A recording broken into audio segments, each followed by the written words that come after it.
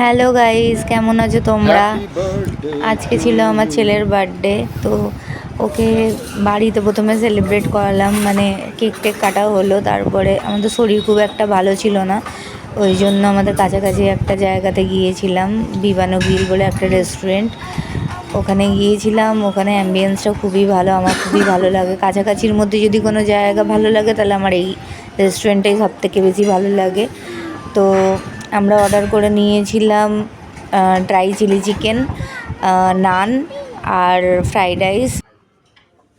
Fried রাইসটা ছিল ওকে ওকে খেতে, চিলি চিকেনটা ভালো ছিল, ড্রাই চিলি চিকেন ছিল, আর নানটাও ওকে ওকে ছিল।